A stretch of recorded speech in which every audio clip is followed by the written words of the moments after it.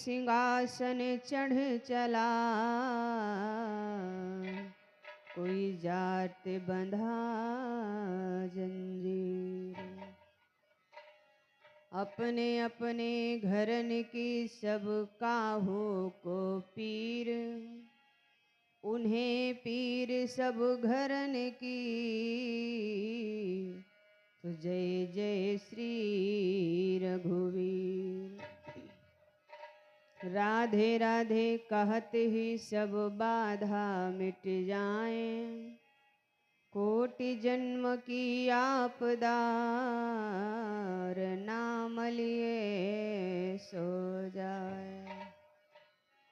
बोली वृंदावन बिहारी लाल की जय हो। बोली श्री रामचंद्र भगवान की जय हो।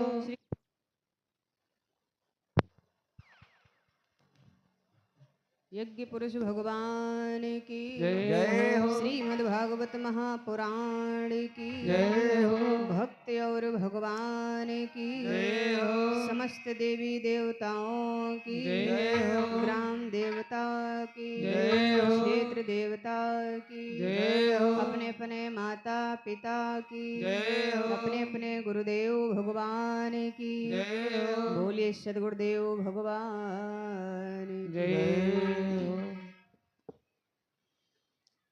इस मंगलमयी कथा के आयोजक श्री गणेश प्रसाद यादव भारतीय सेना,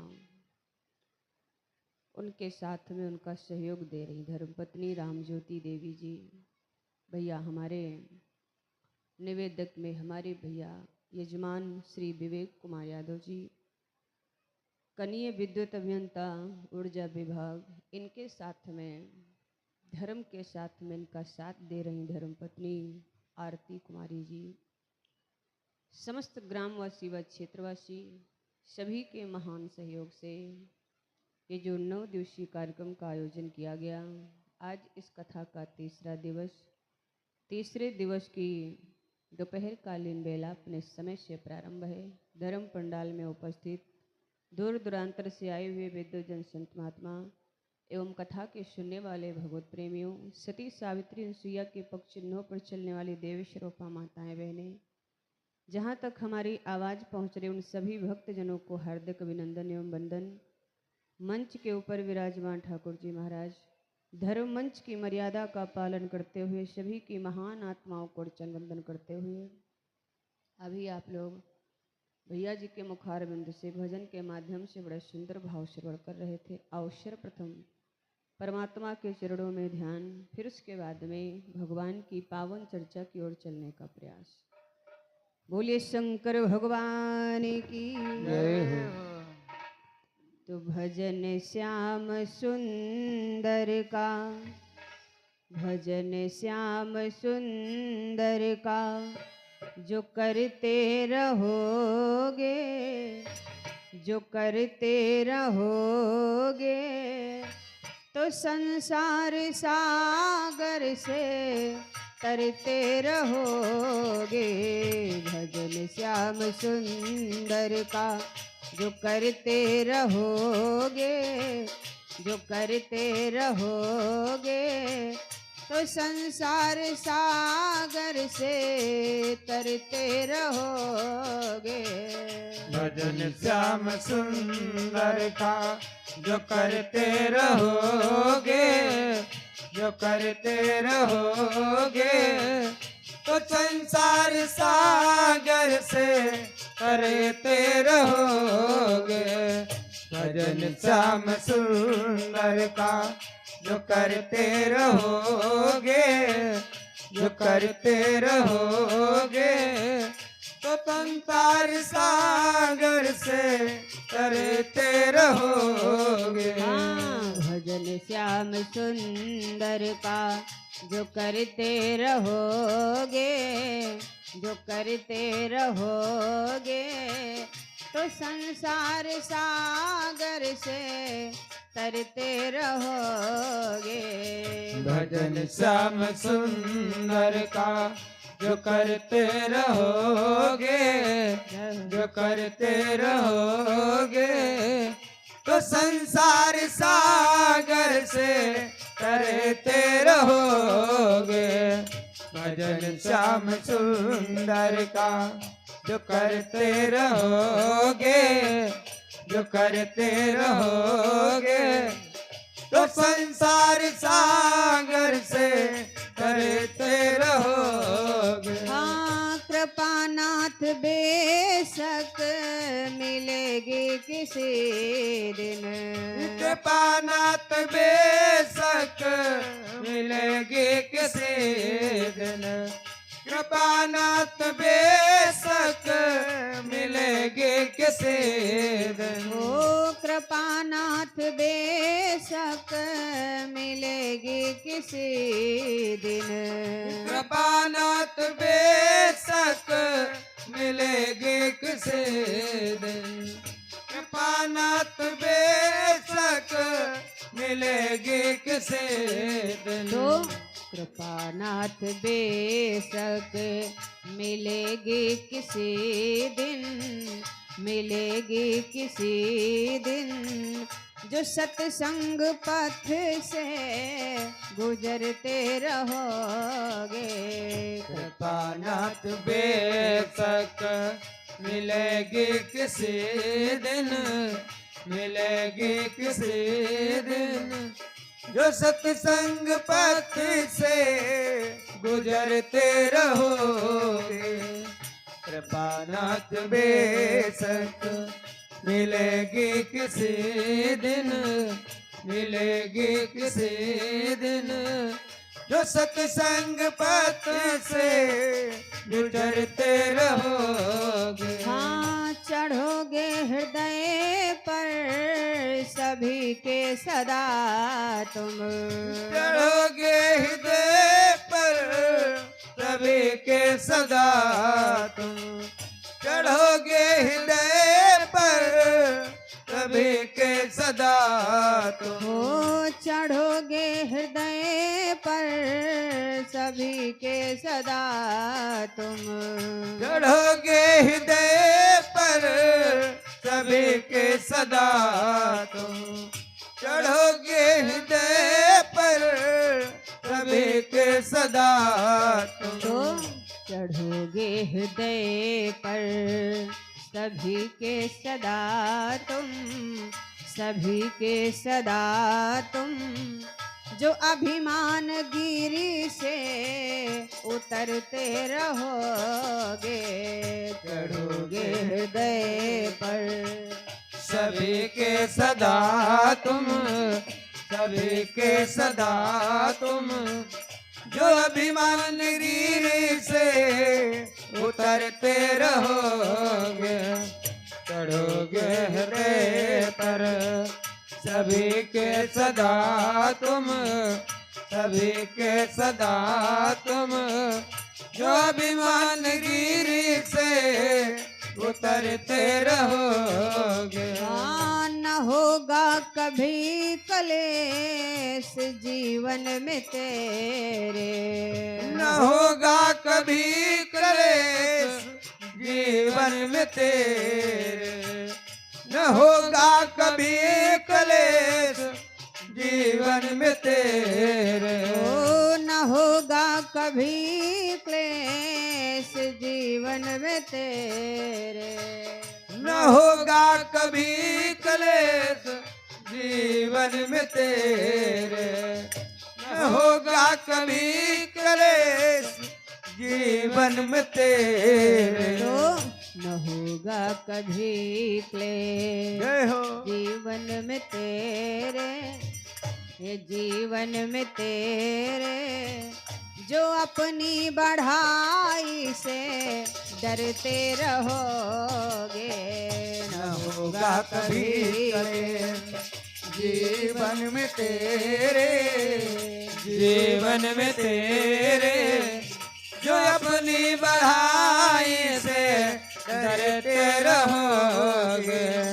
न होगा कभी कलेश जीवन में तेरे, जीवन में तेरे, जो अपनी बढ़ाई से डरते रहोगे। सुंदर का जो करते रहोगे, जो करते रहोगे, तो संसार सागर से तरते रहोगे। भजन श्याम सुंदर का जो करते रहोगे, जो करते रहोगे, तो संसार सागर से तरते रहोगे। भजन श्याम सुंदर का जो करते रहोगे, जो करते रहोगे, तो संसार सागर से तरते रहोगे। बोली वृंदावन बिहारी लाल की जय हो। बोलिए शंकर भगवान की जय हो। आइए 2 बार सभी लोग भगवान का पावन नाम बोलेंगे, फिर उसके बाद में भगवान की पावन चर्चा की ओर चलने का प्रयास। सभी हमारी माताएं बहनें, सभी भैया लोग, सब लोग भाव से बोलिएगा कि तुम्हारे सहारे, भगवान से प्रार्थना करो, तुम्हारे सहारे चले जा रहे हैं, तुम्हारे सहारे चले जा रहे हैं, तुम्हारे सहारे चले जा रहे हैं। सभी लोग ताली बजाते हुए बोलो, सहारे चले जा रहे हैं। ये तुम्हारे सहारे चले जा रहे हैं, तुम्हारे सहारे चले जा रहे हैं, तुम्हारे सहारे चले जा रहे हैं। तो तुम्ही से किनारे लगे जा रहे हैं, तुम्ही से किनारे लगे जा रहे हैं, तुम्ही से किनारे लगे जा रहे हैं, तुम्ही से किनारे लगे जा रहे हैं। तुम्हारे सहारे चले जा रहे हैं, तुम्हारे सहारे चले जा रहे हैं। हरि बोल। तुम्ही से किनारे लगे जा रहे हैं, तुम्ही से किनारे लगे जा रहे हैं। और भगवान से निवेदन करो, प्रभु नहीं कोई पूजा, नहीं कोई साधन, नहीं कोई पूजा, नहीं कोई साधन, कुछ नहीं मालूम है मुझको, ना तो आपकी पूजा करने की विधि मालूम है, ना तो आपकी साधना करने का नियम मालूम, कुछ नहीं मालूम महाराज। नहीं कोई पूजा, नहीं कोई साधन, नहीं कोई पूजा, नहीं कोई साधन, नहीं कोई पूजा, नहीं कोई साधन। हाँ, निरंतर भटकता रहे ये मेरा मन, निरंतर भटकता रहे ये मेरा मन, निरंतर भटकता रहे ये मेरा मन। हो नहीं कोई पूजा, नहीं कोई साधन, निरंतर भटकता रहे ये मेरा मन। तो कृपा से किनारे, कोई पूछे पार कैसे लग रहा हूं, तो फिर कृपा से किनारे लगे जा रहे हैं, कृपा से किनारे लगे जा रहे हैं, कृपा से किनारे लगे जा रहे हैं। हाँ कृपा से किनारे लगे जा रहे हैं, कृपा से किनारे लगे जा रहे हैं, तुम्हारे सहारे हरि बोल। चले जा रहे हैं, तुम्हारे सहारे चले जा रहे हैं। और बतलाया, तुम्हारी कृपा ने अजामिल को तारा, तुम्हारी कृपा ने अजामिल को तारा, तुम्हारी कृपा ने अजामिल को तारा। हे प्रभु, तुम्हारी कृपा ने तो उस अजामिल को तार दिया, तो महाराज हमारे ऊपर भी अपनी कृपा दृष्टि कर दो। क्यों? कृपा ही बनी है हम सबका सहारा, कृपा ही बनी है हम सबका सहारा, कृपा ही बनी है सबका सहारा। हाँ, तुम्हारी कृपा ने अजामिल को तारा, कृपा ही बनी है हम सबका सहारा। तो जन्म बस इसी पर,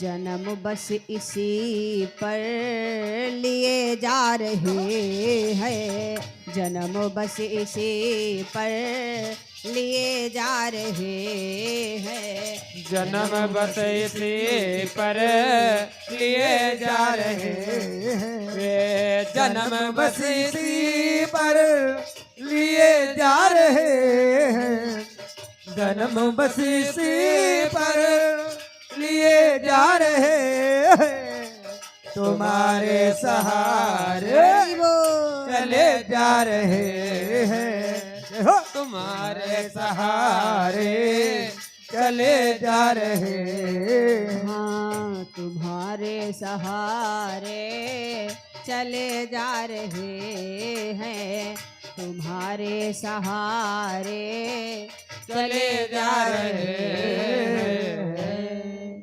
बोली वृंदावन बिहारी लाल की जय हो, बोले शंकर भगवान की जय हो। आप लोग थोड़ा भाई जयकारा लगा दिया करो। कल भी मैंने कहा था, ये जयकारा जो हम लगाते हैं ना, तो आप ये समझ लीजिए कि हमारी परमात्मा के रजिस्टर में हाजिरी लग रही है। समझ रहे हो ना? जयकारा आप लगाओगे, उसका लाभ आपको ही मिलेगा, हमको नहीं मिलेगा।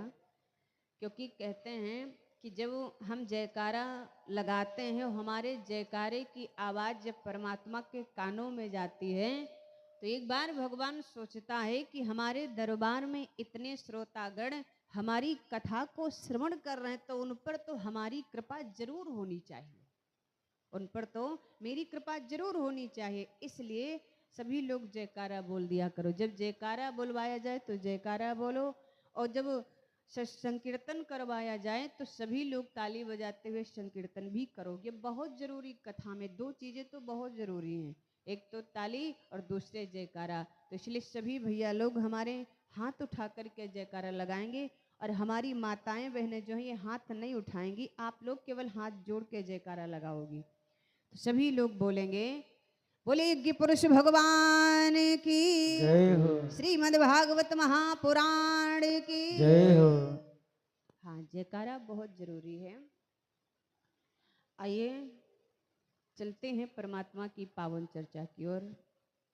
कल की बेला में आपने श्रवण किया था, मैंने बतलाया मानस में गोस्वामी तुलसीदास बाबा जी ने यहाँ पर जो चौपाई लिखी है, एक बार भूपति मन माही भई गलानी मोरे सुत नाही। तो तुलसी बाबा ने जब ये चौपाई लिखी है और इसके नीचे इसका अर्थ भी लिख दिया है, तो वहाँ पर लिखा है कि महाराज दशरथ को केवल एक ही बार गलानी हुई है कि मेरे पुत्र नहीं है। लेकिन नहीं, अन्य पुस्तकों को आप देख लीजिए, उनमें महाराज दशरथ को एक बार नहीं, महाराज दशरथ को 4 बार गलानी हुई है कि मेरे पुत्र नहीं है। और 4 बार ये गलानी हुई कहाँ कहाँ पर है, मैंने आपको कल संकेत किया था। कितनी गलानी हमने कल बताई थी, याद है किसी दादा भैया को? कितनी बताई थी? 3 बताई थी ना, बहुत सुंदर। 3 गलानी मैंने आपको बतलाई थी। ये चौथी गलानी महाराज दशरथ को कब हुई है, जरा ध्यान दीजिएगा। लेकिन जिस समय महाराज दशरथ को उस कमल के पुष्प ने कह दिया, ये बात कही, हे राजन तुम हमें तोड़ना चाहते हो, लेकिन मैं निर्वंशियों के हाथ नहीं आता। सो महाराज दशरथ को गलानी हो गई कि अरे ये पुष्प हमसे ऐसी बात बोल रहा है। राजा दशरथ लौट करके आ गए अपने राजमहल में, लेकिन बहुत निराश हैं, बहुत निराश हैं। कोई ऐसी बात बोल दे तो मन में निराशा आ ही जाती है। इधर धीरे धीरे जब शाम होने लगी तो महाराज दशरथ की जो रानियां थी, कौशल्या, कैकेयी और सुमित्रा, सो ये क्या करती हैं, भोजन लेकर के आई और कहने लगी महाराज भोजन कर लीजिए। राजा दशरथ ने कहा देवी मुझे भूख नहीं, मैं भोजन नहीं करूंगा, भूख नहीं। कहा महाराज कुछ तो कर लीजिए। राजा दशरथ ने कहा देवी मैं कैसे भोजन करूं, मुझे भूख नहीं है। और जब महाराज मन में किसी प्रकार की चिंता बन जाती है तो ना तो भूख लगती है और ना ही प्यास लगती है, और महाराज ना ही नींद आती है। रात में आप बिस्तर पर रहोगे, लेकिन महाराज सारी रात आपकी बीत जाएगी पर आपको नींद नहीं आएगी। महाराज दशरथ को आज चिंता है, गलानी है कि मेरे पुत्र नहीं है। तो तीनों रानियों ने पूछा है कि महाराज एक बात बताइए हमको, आखिर बात क्या है, आप इतना परेशान क्यों हैं? और जब कहा आप इतना परेशान क्यों हैं, तो कहा कि देवी बात यह है कि जिस बात को लेकर के मैं परेशान हूं, अगर वो बात हम तुमको बता देंगे तो तुम भी परेशान हो जाओगी। और हम नहीं चाहते हैं कि जिस दुख को हम सहन कर रहे हैं उस दुख को तुम भी सहन करो, ये हम नहीं चाहते हैं। जब ये बात कही तो उसी समय कौशल्या हाथ जोड़ के बोली स्वामी मैं आपकी पत्नी हूँ, आपकी अर्धांगिनी हूँ, सुख दुख में साथ देना नारी का धर्म बनता है। अगर पति दुखी है तो पत्नी का धर्म है कि वो अपने पति के दुख को बांटे, ये नारी का धर्म है, क्योंकि इसीलिए इनको धर्म पत्नी कहा गया है। जहां कभी भी अगर पति अपने धर्म से डिगने लगता है तो इनका काम यही है कि अपने पति को धर्म से न डिगने दें और पति को धर्म के मार्ग पर चलावें, ये इनका धर्म है।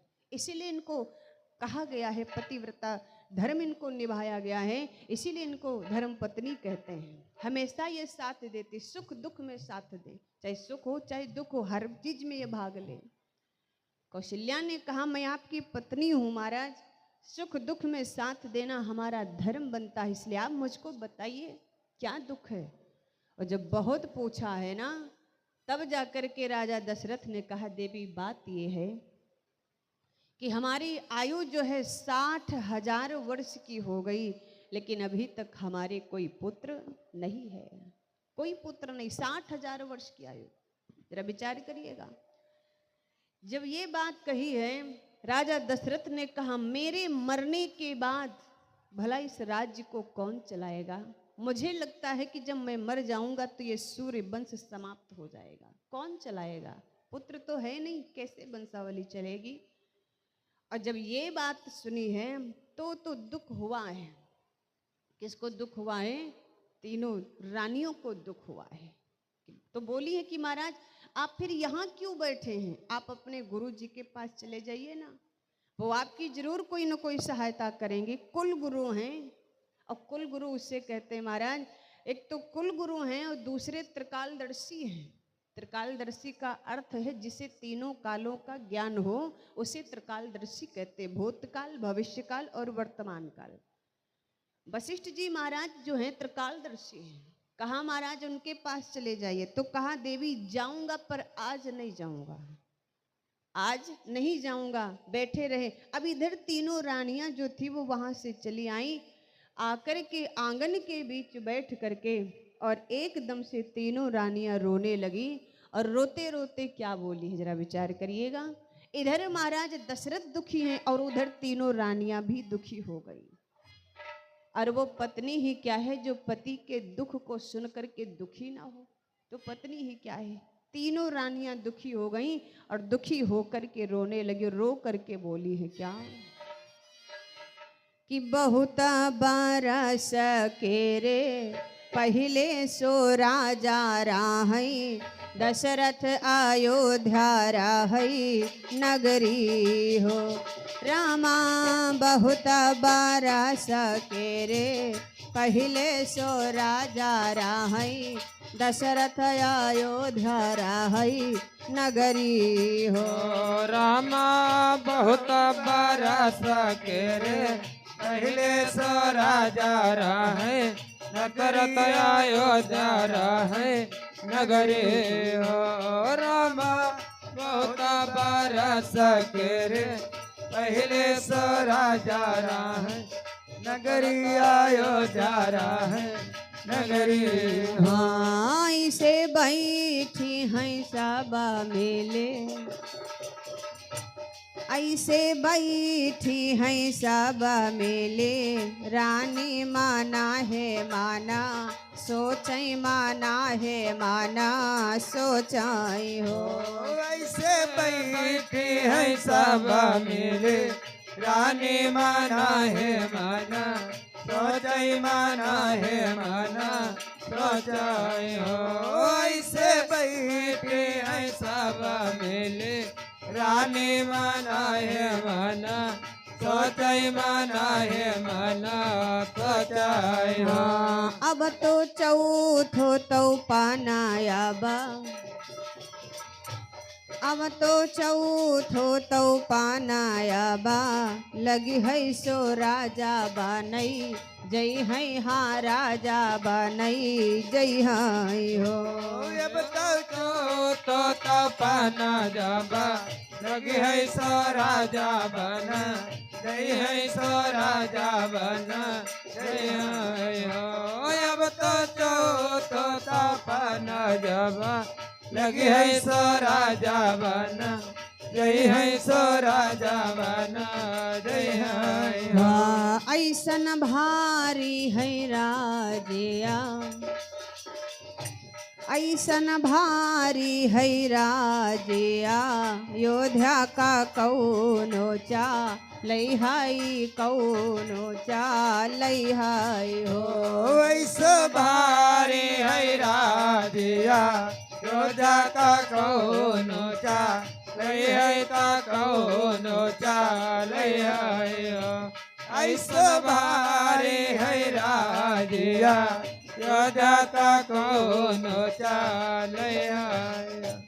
आज तीनों रानियां अपने महल के अंदर बैठी रो रही और यही विचार करती हैं कि अब हमारा ये सूर्यवंश आगे कैसे बढ़ेगा। और इधर नारद बाबा को जब ये बात मालूम हुई कि रावण ब्रह्मा जी से वरदान ले गया है, रावण ने ब्रह्मा जी से क्या मांगा था कि महाराज दशरथ के अंश से अब एक भी संतान ना हो। ब्रह्मा जी ने उसको आशीर्वाद भी दे दिया कि जाओ ऐसा ही होगा। अब तो रावण जब वरदान पा गया तो और अत्याचार करने लगा। माता पिता ने समझाया रावण के कि बेटा अत्याचार मत कर, अत्याचार करना ठीक नहीं। लेकिन रावण किसी की भी बात को नहीं मानता है। बाबा जी ने लिख दिया, माँ नहीं मातु पिता नहीं देवा, माँ नहीं मातु पिता नहीं देवा। साधु न सन करवावई सेवा, माँ नहीं मात पिता नहीं देवा, साधन सन करवावे सेवा। माँ नहीं मात पिता नहीं देवा, साधन सन करवावे सेवा। माँ नहीं मातु पिता नहीं देवा साधुन सन करवा। पावै सेवा। रावण अपने माता पिता की बात को नहीं मानता है। साधु संत महात्माओं को अगर पकड़ पाता है तो उनसे अपनी सेवा करवाता है। देवताओं को सताने लगा। देवता साधु संत महात्मा सब भागे भागे फिर रहे हैं, कहाँ जाएं कहाँ बचें। तो साधु संत महात्मा देवता पृथ्वी भी रावण के अत्याचार से परेशान हो गई। तो पृथ्वी गाय का रूप धारण किया। सभी साधु संत महात्मा देवता जो थे जाकर के सुमेरु पर्वत की कंदराओं में छिप गए। कहाँ छिपे हैं? सुमेरु पर्वत की कंदराओं मतलब गुफाओं में जाकर के छिप गए। अच्छा, जिस समय सुमेरु पर्वत की गुफाओं में जाकर के ये साधु संत महात्मा देवता छिपे हैं तो वहां पर अपने आप को सुरक्षित महसूस किया संतों ने कि मैं यहाँ पर सुरक्षित हूँ, राक्षस रावण के अत्याचार से यहाँ बचा रहूंगा। क्यों? ऐसा क्या था वहां पर? अच्छा ये बताओ, संसार में कोई ऐसी जगह थी जहां पर रावण ना जाता हो? थी ऐसी कोई जगह? क्या हमारी समझ से तो नहीं थी, वो तो हर जगह जाता था। तो फिर ये साधु संत महात्मा देवता सुमेरु पर्वत की गुफाओं में जाकर के बैठे तो फिर सुरक्षित क्यों हैं? क्यों सुरक्षित हैं? तो सुरक्षित इसलिए हैं कि रावण ऐसा नहीं था कि सुमेरु पर्वत तक नहीं जाता, जाता है, सुमेरु पर्वत तक जाता है, लेकिन गुफा के अंदर प्रवेश नहीं करता है। क्यों? गुफा के अंदर क्यों नहीं प्रवेश करता है? क्योंकि आपने देखा होगा शायद गुफाओं के जो प्रवेश द्वार होते हैं वो छोटे होते हैं। अगर हमको गुफा में प्रवेश करना पड़े तो उसके लिए हमको झुकना पड़ेगा, और जब हम झुकेंगे तब गुफा में प्रवेश करेंगे, क्योंकि वो प्रवेश द्वार छोटे होते हैं, इसलिए हमको झुकना पड़ता है। रावण सुमेरु पर्वत तक तो जाता है लेकिन गुफा के अंदर प्रवेश नहीं करता है। क्यों? रावण विचार करता है कि अगर मैं गुफा के अंदर प्रवेश करूंगा तो मुझको झुकना पड़ेगा, और रावण ने जीवन में कभी झुकना नहीं सीखा है। रावण ने झुकना नहीं सीखा, रावण को झुकना पसंद नहीं है। और एक बात बता दें भैया, जो झुक जाएगा वो बच जाएगा, और जो नहीं झुकेगा वो एक दिन मिट जाएगा। बिल्कुल गांठ में बांध लीजिए इस बात को। जो झुक जाएगा वो बच जाएगा, जो नहीं झुकेगा वो मिट जाएगा। प्रमाण हम आपको दे दें। आपने पतौरा देखा? अब यहाँ पता नहीं उसको क्या बोला जाता है, हमारे वहाँ तो पतौरा बोला जाता है, जो बड़ा बड़ा लगा होता है ज़्यादातर। आज छप्पर पे ये जो छप्पर कैसे बनाते हैं आप लोग यहाँ पर? किस चीज़ से बनाते हैं? पतौरे से शायद बनता होगा, है ना?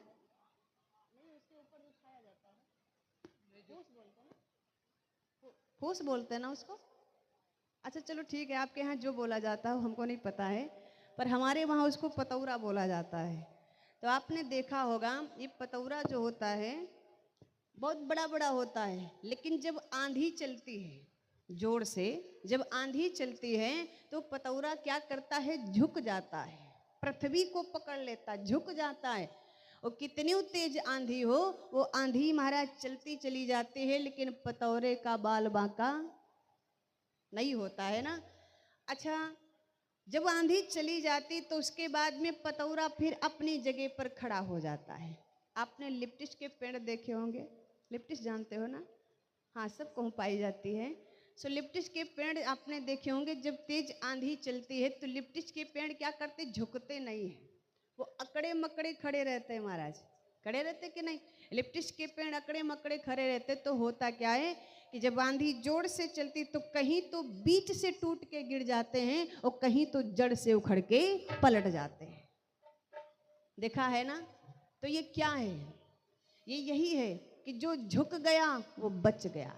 पतौरा झुक गया तो बच गया, और लिप्टिस का पेड़ नहीं झुका तो महाराज समाप्त हो गया।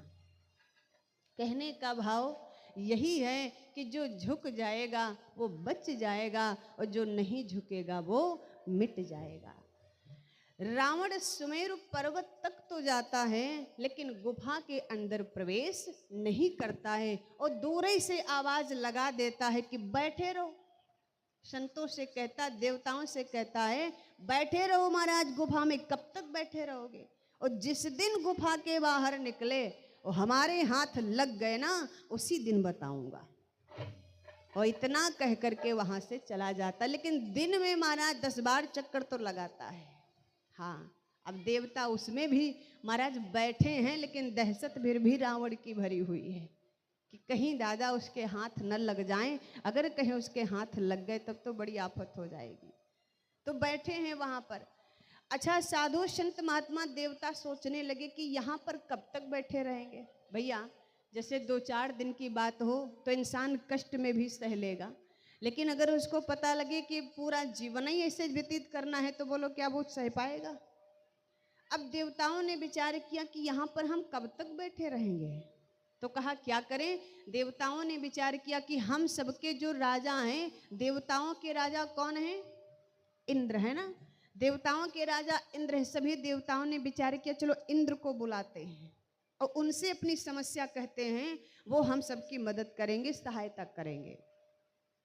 सभी देवताओं ने इंद्र का आवाहन किया।